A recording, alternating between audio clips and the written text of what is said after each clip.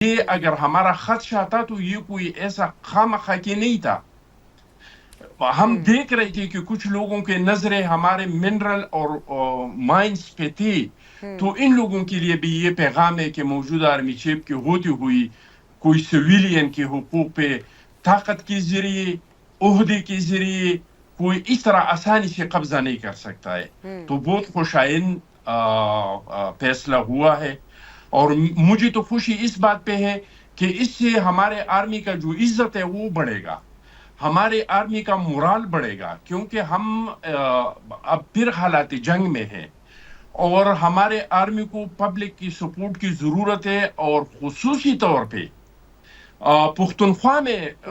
ضرورت ہے کہ کیونکہ یہ جنگ بلوچستان اور پختونخوا میں ہو رہا ہے.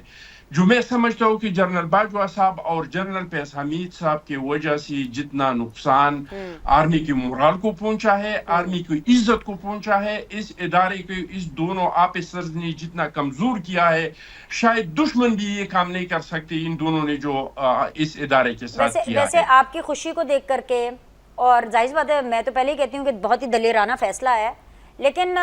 آپ کو نہیں لگتا کہ یہ عبرت کا مقام ہے کہ فیض حمید کے کورٹ مارشل پر پیپلز پارٹی خوش ہو رہی ہے, نون لیگ خوش ہو رہی ہے. چلے جی رگڑا بھی بہت لگایا تھا, سب سے زیادہ نون لیگ اور پیپلز پارٹی کو ہی رگڑا لگا تھا ان کے اور عمران خان صاحب کے دور میں, لیکن سر پی ٹی آئی بھی خوش ہو رہی ہے. مطلب پی ٹی آئی کی خوشی کی مجھے سمجھ آ رہی ہے, مقام عبرت میں آپ کو بات بتاؤں, جی سر, جو پریس ریلیز ہوا ہے اس کے دو پہلو ہے.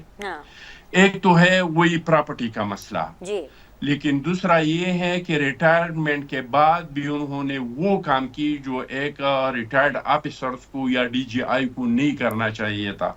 بعض تجزیہ کار تو اس واقعے کو اس پیراگراف کو 9 مئی سے بھی جوڑتے ہیں.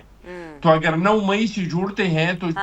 پھر پی ٹی آئی اس سے مبرات نہیں ہو سکتے ہیں, کیونکہ اگر جنرل فیض صاحب نے کوئی پلاننگ کیا, انہوں نے کوئی منصوبہ بنایا, کوئی نقشے فراہم کر دی وہاں پہ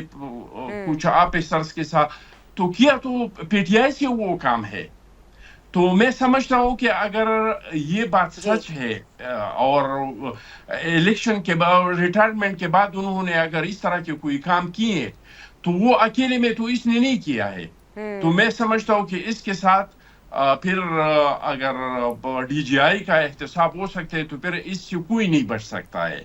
یہ سلسلہ 9 مئی کے اوپر نو ٹالرنس, یہ بھی ایک سبق اور یہ بھی ایک میسج دیا گیا ہے جنرل فیض حمید کے کورٹ مارشل کی خبر کے ساتھ ساتھ ہی.